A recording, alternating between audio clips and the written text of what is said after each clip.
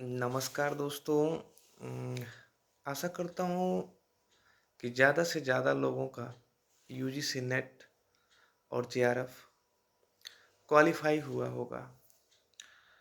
और जैसा कि कट ऑफ की बात है, तो कट ऑफ मैं पहले भी बता चुका हूँ कि सारे लोग कट ऑफ अनुमान पे ही लगाते हैं। मैंने भी कट ऑफ अनुमान पे बताया था, हालांकि कट ऑफ मेरे कट ऑफ पे सटीक न बैठी, हाई चली गई है कट ऑफ। उतना हाई कट ऑफ जाना नहीं चाहिए था। खैर, जो बातें बीत गई उस पे बात करने से कोई फ़ायदा नहीं होने वाला है। अब बात ये है, प्रश्न ये है कि आगे क्या करें? जिनका नेट नहीं हुआ है, जिनका जेआरएफ नहीं हुआ है, जिनका पीएचडी ओनली आजकल बड़ा ट्रेंड में है, वो भी नहीं हुआ है, वो क्या करें? यानी कि एक बिगिनर्स क्या करे? जो पहली बार पेपर तो देने बैठ गया था, लेकिन उस लेवल की तैयारी करके नहीं बैठा था, तो अब क्या करना चाहिए हमें? मैं पिछली लगातार 5-6 वीडियो जितनी भी बनाया हूँ उसमें सब में यही कह रहा हूँ कि अब हमें पढ़ना चाहिए। अब पढ़ना क्या चाहिए कि जो चीज़ हम जितना पढ़ेंगे उससे ज़्यादा इम्पोर्टेंट है कि क्या छोड़ना चाहिए। और बिल्कुल ये सत्य नहीं है कि इस बार पेपर फैक्चुअल था तो अगली बार भी पेपर फैक्चुअल ही आए।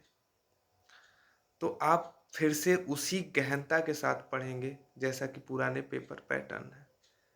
और उसका फंडा ये है कि एक बार हम किसी साहित्य इतिहास की किताब को पढ़ेंगे, फिर हम एक पीवाईक्यू सॉल्व करेंगे उस पुराने आए हुए साहित्य इतिहास से रिलेटेड प्रश्नों का, जो आदिकाल, भक्तिकाल, रीतिकाल से रिलेटेड है।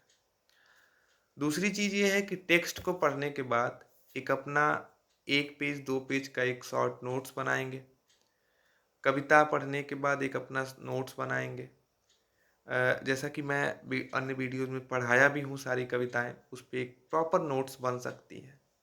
तो वो वीडियो सुन के भी आप नोट्स बना सकते हैं, मेरे प्लेलिस्ट में मिल जाएगी आपको। और चीज़ें ये करनी है कि आप किसी एक नॉवेल को शुरू करिए पढ़ना।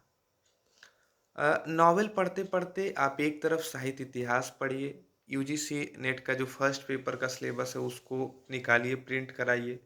यूजीसी नेट जो फर्स्ट पेपर है उसको पढ़िए।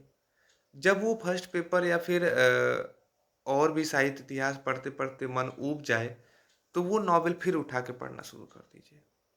ऐसे में क्या होता है कि एक तरफ हम फर्स्ट पेपर और साहित्य इतिहास भी पढ़ते-पढ़ते चलते हुए, ख़त्म करते हुए जाते हैं सिलेबस को, और एक तरफ हमारा टेक्स्ट वाला पोर्शन भी कंप्लीट होते जाता है। मतलब कि कोई भी आप नॉवेल अगर पढ़ेंगे मन से, तो 1 हफ्ता विदिन 1 वीक आप पढ़ सकते हैं, कोई भी कितना हो भी बड़ा नॉवेल हो। और कहानियाँ और निबंध सबसे ज़्यादा आसान होता है, इसलिए मैं कह रहा हूँ आसान होता है क्योंकि ये पढ़ने में कम समय लगाता है, समझने में कम समय लगाता है और उतने ही कम समय में रिवाइज़ हो जाता है। इसलिए क्योंकि कहानी है, पात्रों की उतनी संख्या नहीं है जितनी कि उपन्यासों में होती है। आप मैलांचल उठा के देख लीजिए या फिर राग दरबारी देख लीजिए, इन सब जितने भी अंचल के बेस में उपन्यास हैं उसमें भर-भर के पात्र हैं। वहीं कहानियों में उतने पात्र नहीं मिलते हैं। तो कहानी और निबंध और 10वें यूनिट का कुछ अन्य जो गद्य विधाएँ हैं, उसका कुछ पोर्शन है, जैसे ठकुरी बाबा हो गया, भोला राम का जीव या फिर जामुन का पेड़। इस तरह की जो रचनाएँ आपके सिलेबस में लगी हुई हैं, उसको बड़े आसानी से आप पढ़ सकते हैं। तो एक ही उपाय है कि अब टेक्स्ट मूल किताब लेके भी पढ़ना ज़रूरी है। उस किताब को पढ़ते रहें। और कमेंट बॉक्स में ज़रूर बताएँ कि कहाँ पे किस पोर्शन में आपको दिक्कत आ रही है, उस पोर्शन पे वीडियो लेके हम आएँगे। ऐसे में कल से या फिर अगर हम कहें तो 1 मार्च से मैं रेगुलर सिलेबस की वीडियो डालना शुरू करूँगा, जिसमें आप सबसे पहले मैं कहानी पे बात करना चाहता हूँ।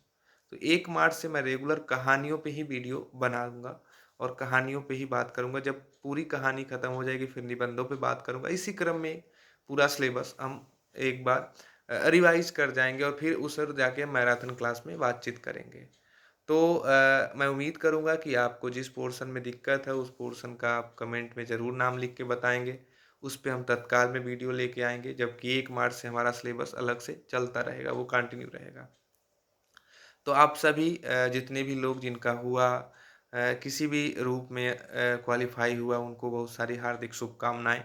और जो रह गए 1 नंबर, 2 नंबर से, उनको आगे के लिए उनको भी शुभकामनाएँ, क्योंकि उन्होंने बहुत मेहनत की और उस मेहनत में थोड़ी-सी और जान डालने की कोशिश करेंगे इस बार और बेहतर अप्रोच के साथ जून 2025 के एग्ज़ाम में वो बैठेंगे।